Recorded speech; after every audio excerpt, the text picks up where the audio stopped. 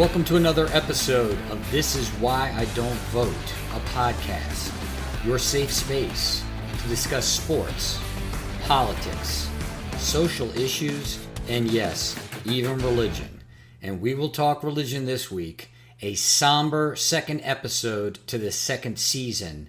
I recently found out that a good friend of mine, someone unfortunately that I had not connected with in a number of years, but that I spent a significant portion of my childhood with, a very instrumental, a very influential portion of my childhood with, this person was killed this past weekend in a motorcycle accident. This young man, and yes, he was young, he wasn't my age. He was actually younger than me by, I believe, 2 or 3 years. I fully intended to do this podcast episode, as I alluded to last week in my spoiler alert, on the state of our nation and even the state of the world, the way people are interacting with one another, the level of tension, how we are choosing sides, how we are actually choosing separation. I'm going to put that all on hold. I had planned later on in the season, when I built up the courage to talk about spirituality, to talk about my own spiritual enlightenment, particularly over the course of the last 6 months, but I feel like I'm being called to do it right now. After my journey with plant medicine, with ayahuasca, after some of the things that it opened my eyes to, and then those things which I explored, I have come to terms with and, in fact, embrace my relationship with God, with Source, with infinite intelligence, with the one power. This week's episode, I'm going to go through my own evolution in the hopes that you can see how deep, how far depravity can go, and how much enlightenment can be gleaned from as much. In addition, I want to talk about why I think we're here and some of the things that I've exposed myself to that I have actually embraced versus being turned off by, and how it might help you in your own journey. I am both excited and scared shitless to take this journey. Let's go. Act 1. My historiography of spiritual degradation and enlightenment. I grew up a Catholic in the Catholic Church in the 1970s, the late 70s, and the early 80s in what you could call the New South in Richmond, Virginia. Anyone raised Catholic is already saying, well, that's a bad start. Not only was I raised Catholic, yes, I went to Catholic school. It was a intersex Catholic school, so boys and girls, but I went to Catholic school from grades 1 through 7, so first grade into 7th grade. Now, neither of my parents are necessarily religious people. In fact, in my elder years, in my experience now, I can see that there were a number of motivating factors outside of the religious principles themselves that motivated my parents to raise my brother and I in the Catholic Church. On my father's part, I believe he thought he was duty-bound to do so because his parents, his father namely, were staunch Catholics. That side of the family is Lebanese. They are Roman Catholic. They are staunch Roman Catholics. And frankly, I believe that my father felt like he would be judged, that he would be judged critically by his father, by his father's side of the family, if he did not raise my brother and I in the Catholic Church. On my mother's side, her family grew up in southwestern Virginia, in a very rural part of southwestern Virginia, and to my knowledge, neither my mother's father nor my mother's mother ever spent any time in any church. Because people like labels, because people like to put things into categories or boxes, if they were pressed, if I am pressed to qualify them as some denomination, it would probably be Methodist. On my mother's part, I don't know that she really cared about the Catholic Church as much as she cared about the opportunity to go to a Catholic school because of the education. Smaller classes, and the church did a lot, so we were very active, and therefore she had a pseudo babysitter that was taking care of us, that she felt like she could trust, and that gave her some of the liberty that she needed as a single mother, obviously, to work, to make ends meet, but to also have a social life. So I did not grow up in a household where the religious principles of this particular denomination of Christianity were at the heart of why we were participating.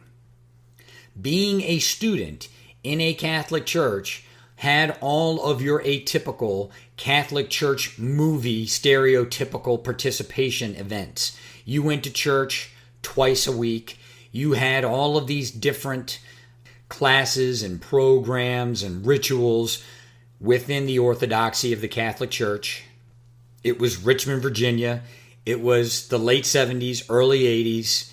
It was conservative. It was conservative in orthodoxy. It was conservative in policy, in socialization, in politics.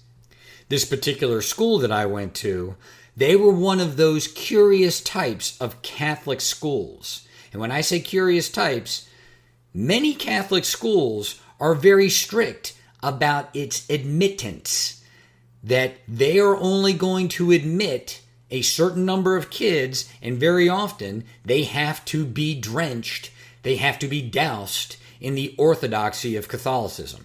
That was not the way of St. Mary's. The nun who ran the place, Sister Anne, was one of those wild, liberal, untamable nuns that actually said, we're going to try to help people. I know, a Catholic institution with its outreach being, we're going to help people. I know, you're wrestling with it, I wrestle with it just saying it, but that's what her mission was. So, kids that had been expelled from the public school system, kids who were underprivileged or disadvantaged, she tried to incorporate them into the community that was St. Mary's. This was a mistake. This routinely backfired. As one of the devout listeners of this show, whose initials are JB, is wont to say, it is much easier to bring a good kid down than it is to raise a bad kid up. In the year of our Lord, 1986, I was exposed to my first Slayer album. That Slayer album, an iconic metal album, was Rain in Blood. The album artwork itself is shocking to the puritanical consciousness. The music is no walk in the park either. This was played for young Patrick at 12 years old, and it stuck. Michael Jackson did not do it for me. I just didn't like him. Prince did not do it for me. It was an odd man out situation. There were several songs by each artist that I liked, but I did not have the fandom. I did not have the excitement for that music. Duran Duran was making its way through each of my classmates' playlist.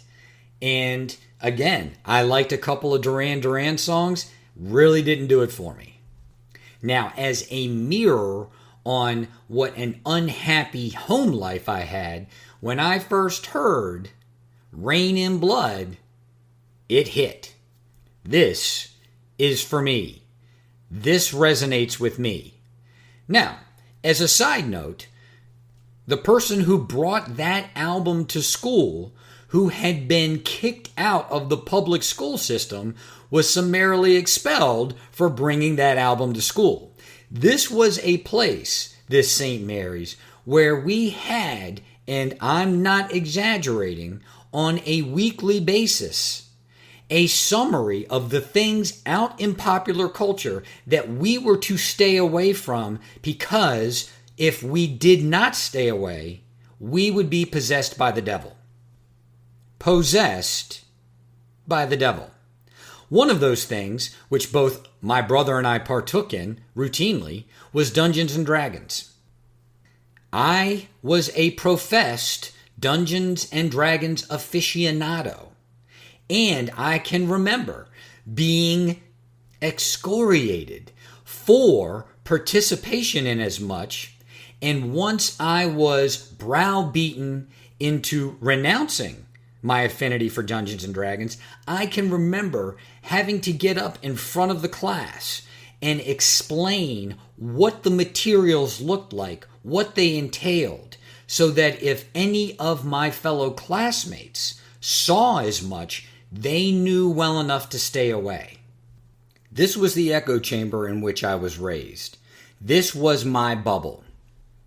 Within popular culture today, within the lexicon of social media and the mainstream media, we're talking about isolationism and we're talking about echo chambers. They've existed forever. They have existed forever. And we need to look at our own lives and see where, by way of religious affiliation, by way of geography, where we were actually living, our location, by way of our social circle, how have we either participated in or created our own echo chambers? This bubble, this Catholic Church upbringing was my echo chamber at 6, 7, 8, 9, 10, 11, 12, 13 years old. Here is the strangest part of the echo chamber. The echo chamber, no matter how tightly you try to control it, no matter how strongly you put your hands around it, it's basically like sand. The stronger the grip, the more forceful the grip, the more sand begins to trickle out of it. More and more, the echo chamber is permeated. I want to here quickly address something that I was going to address in this second episode based on the separation that we're experiencing in our society today. Namely, the fact that the echo chamber is an illusion. The more and more you try to isolate yourself into an echo chamber, you have to begin the process of judgment and separation. In order to maintain this illusion, this falsehood, you have to begin to judge other people and then separate from them in order to maintain the integrity of the echo chamber. Politics and religion are great examples that people create these echo chambers that they so strongly want to create four walls, and you're either inside those walls or you're outside those walls. Then they can judge you, and then they can create this separation. And what are they really separating from? They're separating from congruence. They're separating from their own tranquility, their own peacefulness within their soul.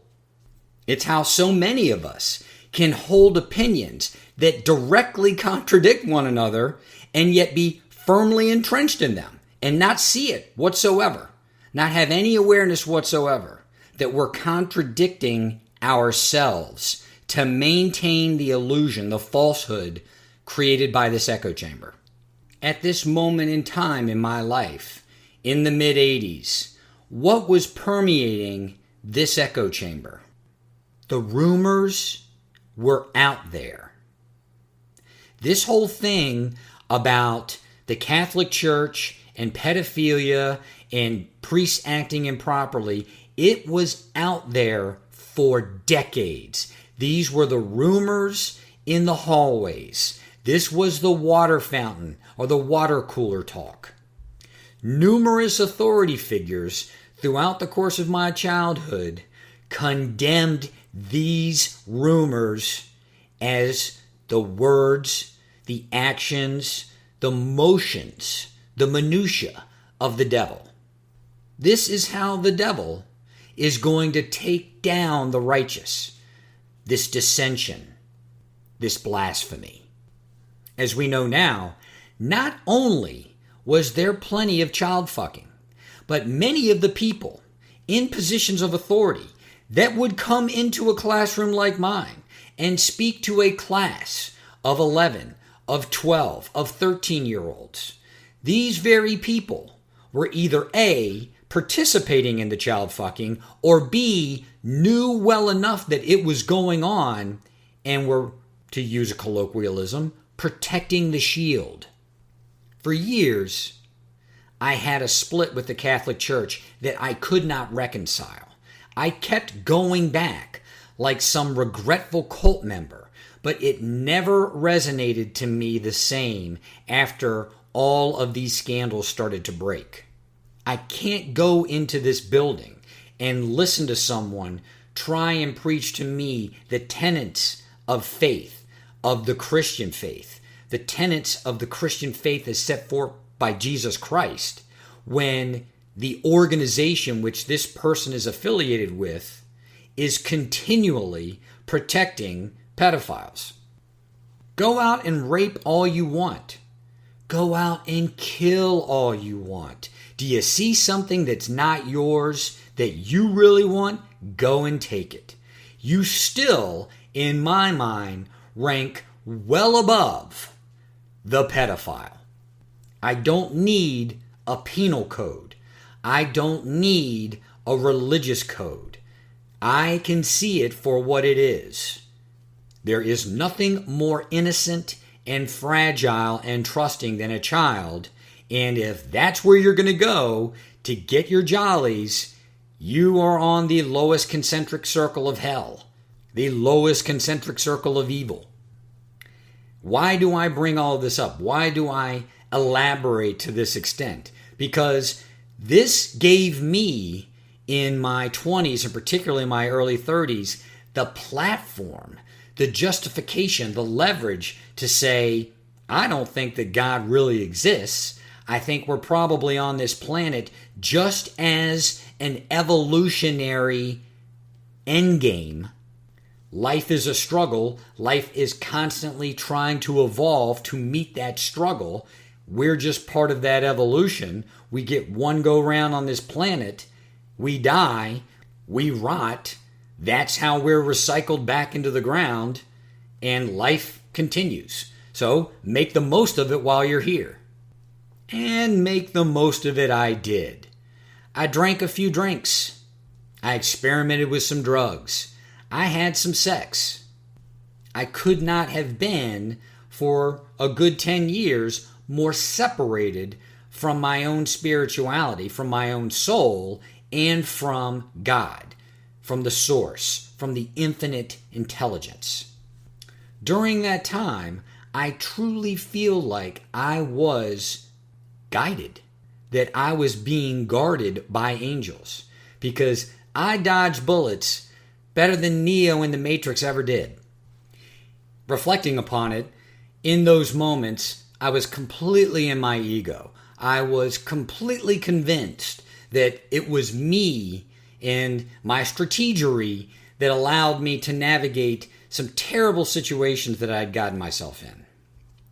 The funny thing is, I kept getting into those terrible situations. The pattern was recurring, but I couldn't see it. You keep getting into these patterns and you expect to have different feelings, different results, and they keep yielding you the same feelings and the same terrible results. I'm dense.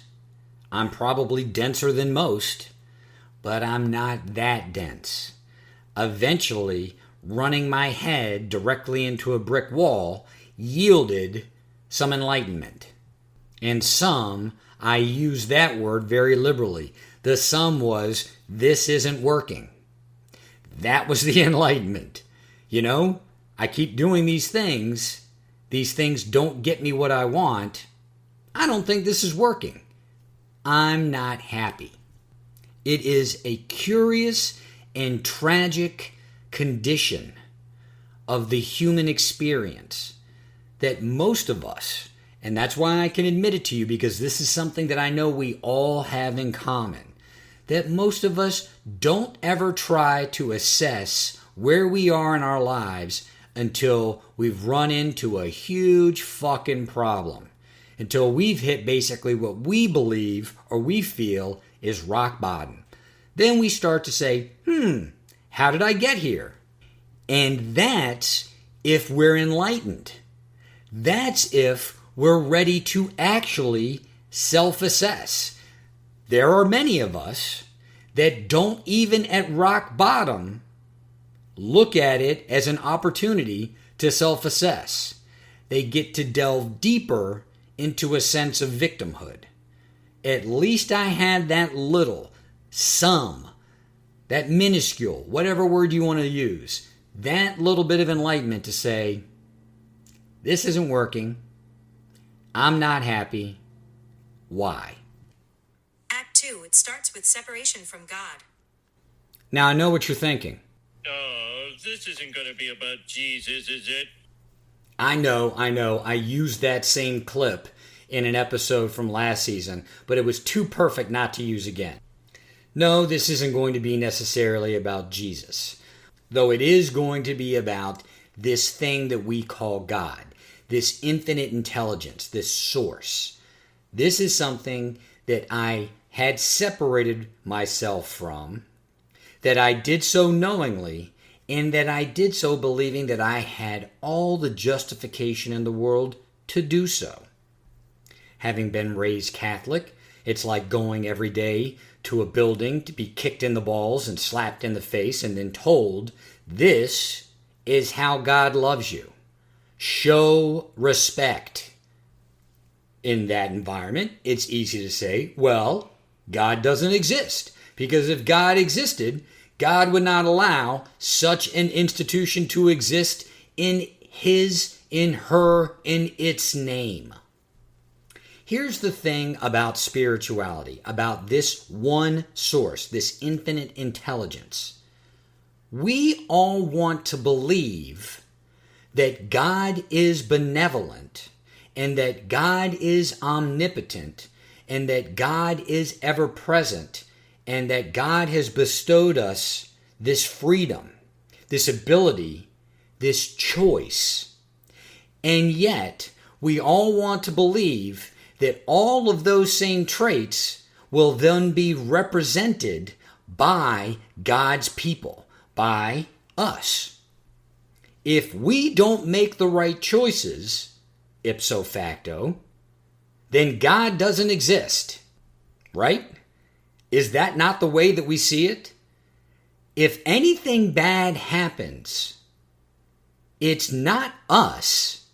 It's not that we've made the wrong choice, having been given the gift of choice. It's that God is bad and or God doesn't exist. Because if God existed, God would not allow for the consequences of that bad choice. This is a very important point, and this is a very important point in my own spiritual awakening, but I think it's a very important point in any spiritual context. No matter what your faith is, no matter the denomination, think about it. God gives us life and choice. We have the opportunity to make choice. We then believe that if there's any consequences to befall anyone because of those choices, God is either bad or God doesn't exist. God, the infinite intelligence, the universe, the source, whatever you want to call him, her, or it. God is the ultimate parent, the apex parent, the parent that none of us will ever be. God gave us choice and loves us so unconditionally that no matter what choice we make, God will continue to love us.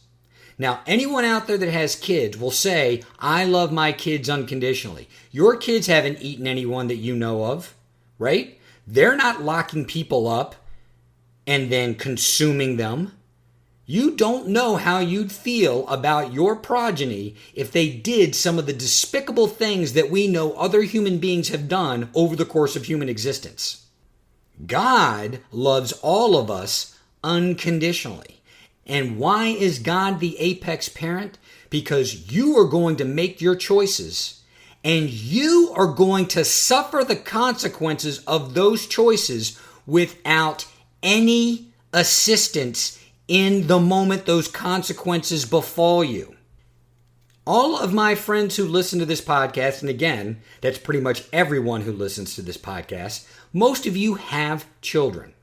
And it is beyond you to watch your children do something and to see the consequences start to befall them, and to do what? To sit back and do nothing.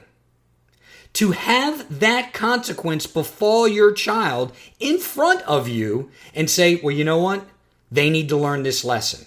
They need to go through this experience because they're going to grow from it and be a better human being. No, you can't do that. You're going to try to help them. In that moment, you will do what you can to help them avoid the consequences of the terrible decision that they are making or have made or are about to make.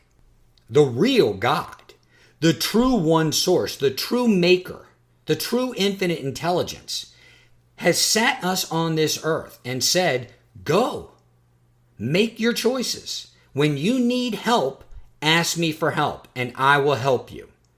Know, though, that when you make your choices for good or for bad, you are going to deal with the consequences. You create everything in your life.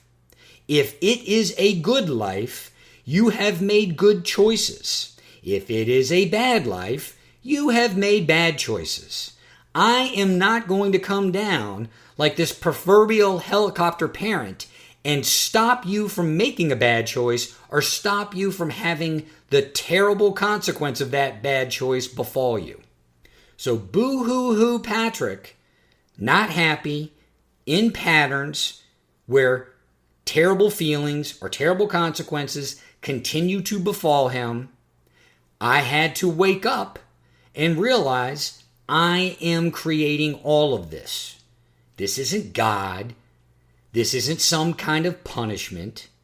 If anyone is punishing anyone, it's me punishing myself. God is allowing me to make these choices. And I am the one who has to deal with the consequences of the choices. It's no more complicated than that. And if you look at any of the problems that we're suffering as individuals, as families, as communities, as states, as a nation, as a planet, it is all from the fact that we have made choices, whether individually or collectively. Those choices have consequences. Those consequences may not befall us for a month or for a year or for a decade or for a century. But we made the choices and the consequences are coming. If we made good choices, we will reap the benefits. If we made bad choices, we will suffer the consequences. What is happening right now? We continue to operate in this vibration of anger and indignance and frustration and self-righteousness, and we expect that the choices we make in that vibration, they're going to reap us benefits. And if they don't, God is bad or there is no God. That's a paradox. That's a paradox of life. I'm going to make choices. I should have everything that I want come to me, no matter what my choices are. And if that doesn't happen, God's bad. God doesn't exist. Like I said, you're listening to a dense human being. But I'm not that dense. I do have a level of self-awareness. I do realize that anything that I have in my life that I'm frustrated with, that I'm angry with, that I'm disappointed in, I somehow created it. And in realizing as much, I could reconnect with God. It's not God's fault. It's my fault. How often do we really ask God for anything? Let's even take that a step back. How often do we ask anyone for anything? We have a problem we collectively have a problem asking anyone for anything. We're all so independent. We're all so capable. We really don't need to ask anyone for anything, do we? And therefore we don't. And then we get frustrated when we don't get the things that we want. When, for all we knew, if we had just extended this need to others, they would have been more than willing to help. It's not a stretch, then, to say, if we're not willing to ask our fellow man for help, how often, how frequently are we asking God for help? And I know people will say, well, I pray all the time, but how do you pray? If it's from this place of frustration and anger, indignance, self-righteousness, lack, that's not a prayer. That's a temper tantrum. That's what I was doing on the podcast last season in numerous episodes. Getting into this sense of self-righteousness, blurting out, my view of the world, how all my solutions are going to bring about utopia, and then getting frustrated when everyone looks around and they're like, yeah, sounds good. And then they go about their daily lives, right? No one's listening. When you blurt out what you call a prayer to the Almighty, to the source, to the universe, to infinite intelligence, and all it is a 4-year-old throwing a temper tantrum, that's not a prayer. And the infinite intelligence, the universe, God, the one source, it's actually listening. This is, when you hear these things like The Secret, and you can create magic, and all of this stuff, it's all so silly. Because it's all so simple. If you put out that vibration, that's the vibration that's coming back to you. Plain and simple. Your words betray you. You can't say, I really want this, I really hope that. But the place that you state as much from is, I'm fearful, I'm angry, I'm frustrated. Now I get to be either self-righteous or a victim. The universe is hearing, okay, so you're really digging that whole frustration thing. You're really digging that whole anger thing.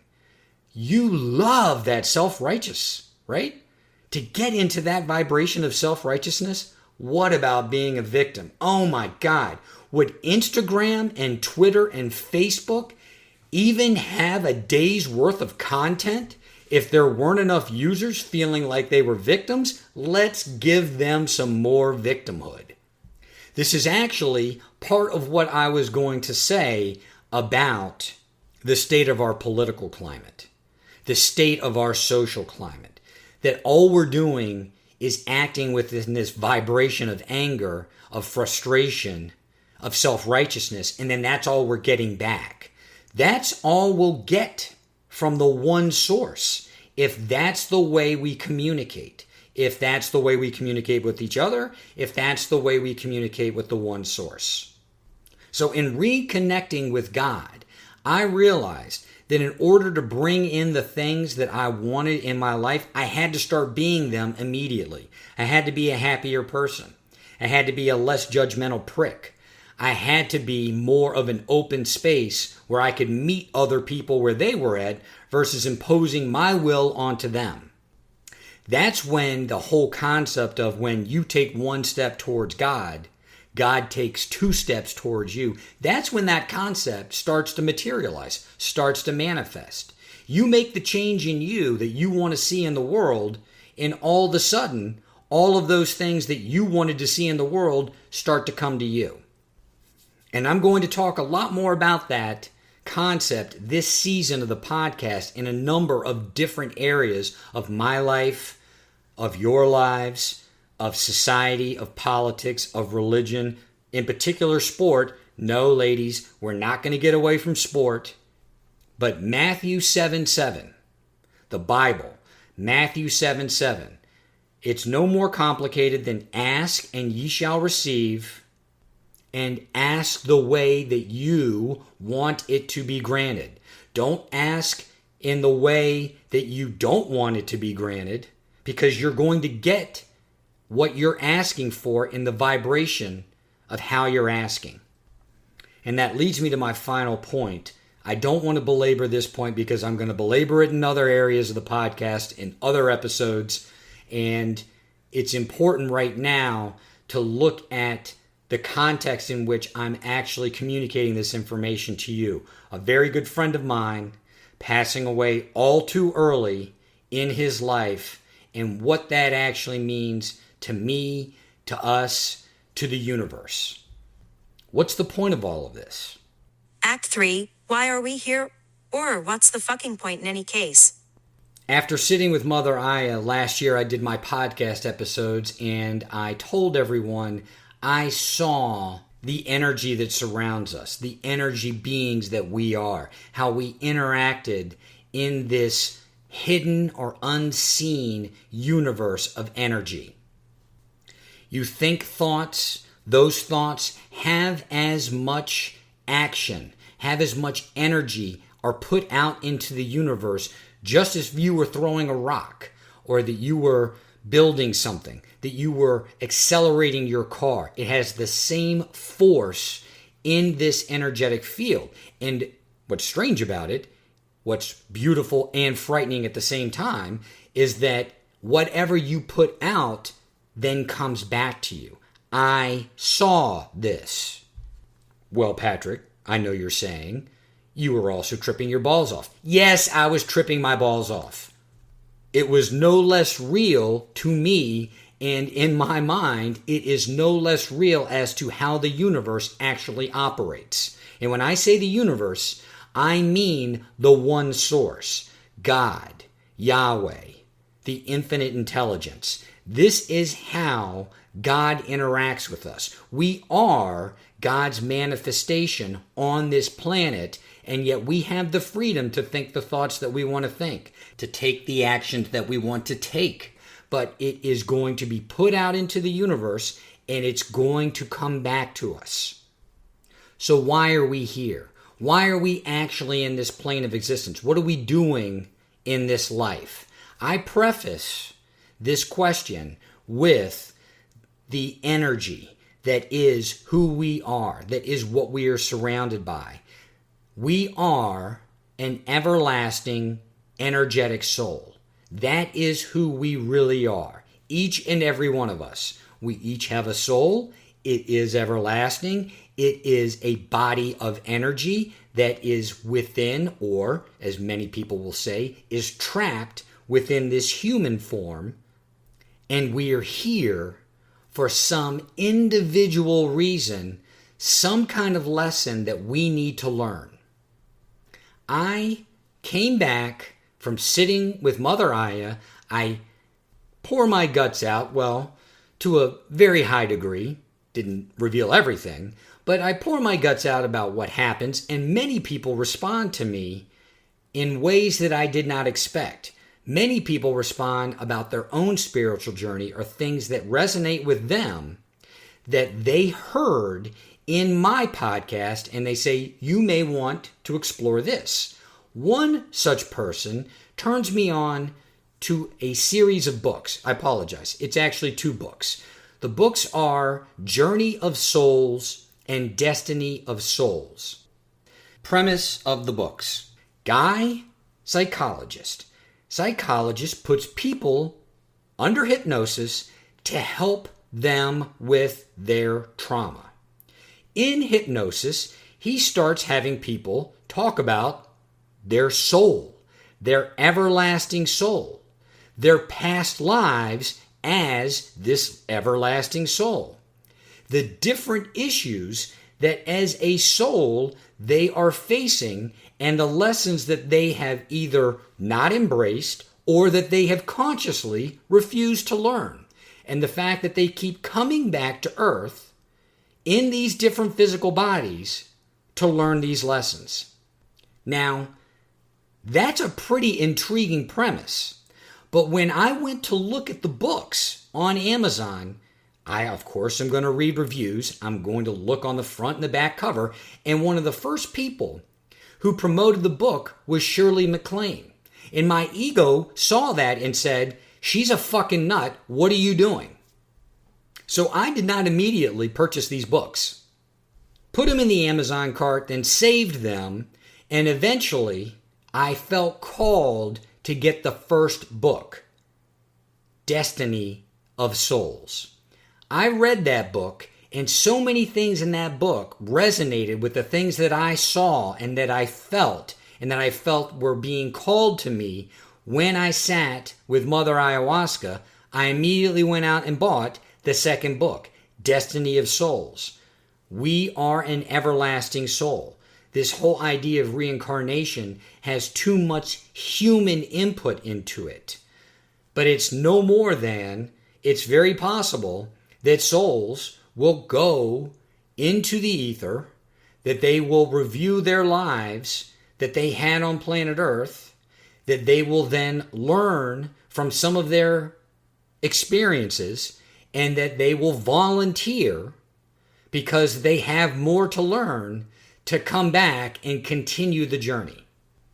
As much as my ego was yelling at me the entire time I was reading these books, because the way this stuff has been characterized in popular culture, and specifically the kinds of people that had vocally gravitated towards it, I did not initially accept this, but the more I read, the more it resonated with me.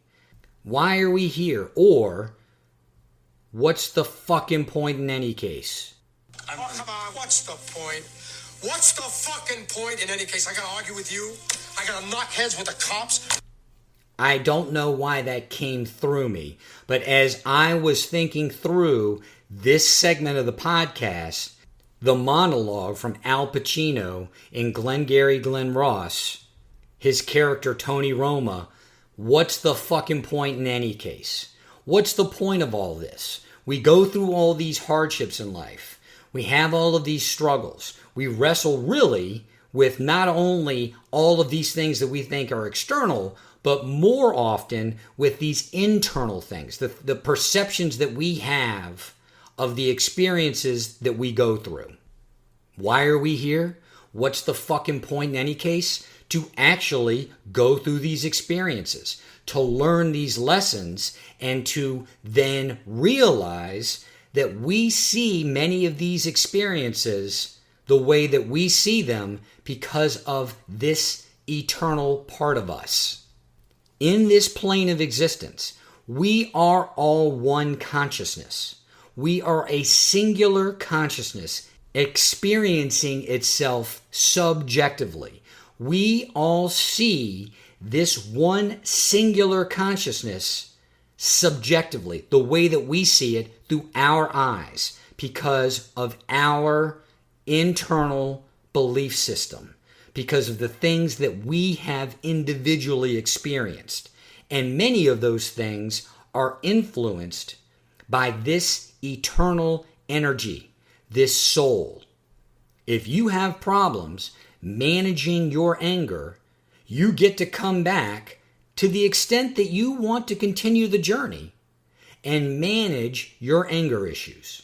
If you can't stand up for yourself, if you can't assert your own agency, if you will always defer to others, you will have the opportunity as an energetic soul being to come back to this plane of existence and experience different opportunities to learn from that, to grow. We choose our reality. We choose our parents. We choose the reality that we want to be born in. We choose whether it's going to be a hard or an easy life. And we choose the opportunity to learn from these lessons. I am terribly saddened as my ego sits here and speaks to you. I am terribly saddened by the loss of my friend, who is younger than I am, who in no right should be taken from this earth at such a young age. Having said that, I don't know his journey. I don't know his hardships. I don't know the lessons that he learned. We hear certain terms of art and we don't appreciate them. But when it's your time to go, it's your time to go. And for all I know, this young man experienced a full life. He learned all of the lessons that he came here to learn. He impacted positively the lives that he intended or was meant to impact, and it was his time to go. I am a dense man. But I'm not so dense as to think that I know better this orchestration of the universe than does the universe, than does the one source, than does God. I am now experiencing this loss that is universal to us all, this loss that is part of the one consciousness. But I'm observing it, I'm experiencing it subjectively through the lens of everything that I've experienced in my individual life. Do I question why these events had to happen the way that they happened? Yes, of course I do. Do I have regret because I did not personally reach out to this person more often than I did? Yes, of course I do. It's a great lesson and, at the same time, a terrible lesson that we should all stop taking our relationships for granted. None of us are immortal. None of us get to be here forever. And so we're going to have to extend to other people the courtesies that we wish extended to us. We put out into the universe what we want by doing what? By being that thing.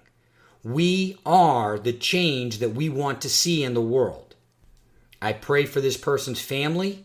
I don't know how they're coping with this. I don't know whether or not anything I say or do can actually console them. That's one of the curious things about death and people's grieving is, what do you do? How do you actually properly console someone? Is there anything that you can say? Is there anything that you can do? Or is the best thing to do simply say, I'm sorry, and stay out of their way? Give them the room to grieve the way that they want to. As I stated in several episodes of the podcast last season, there is no manual for childhood. There is no manual for parenting, and there's no manual for death and grieving. And I wish to hell that I didn't have to say the third one, because I haven't experienced it in this way in my life in a very long time. Again, to all of you that are listening to this, I am truly and eternally grateful. I know most of you, if not all of you, and I do thank you for your continued attention. I do want you, if you haven't yet, please give this podcast a rating or write a review. Again, I have a Patreon account. I'm not asking you for $25,000 or $50,000. I'm not a politician. A few grand would suffice. I am a better person, and I'm going to be a better person, a better friend, a better family member, a better colleague or co-worker to each and every one of you. This is a terrible and solemn reminder of as much. To the extent that any of you take anything away from this podcast, whether or not you believe in any of the spiritual nonsense that I just proffered, it's that you have a very short time on this planet. Make the most of it. And it's easy to say make the most of it is, I'm going to take a trip here, or I'm going to buy this thing for me. Make the most of it by engaging in the types of relationships that you believe you're entitled to. Be that person that you expect other people to be. This is Why I Don't Vote, a podcast.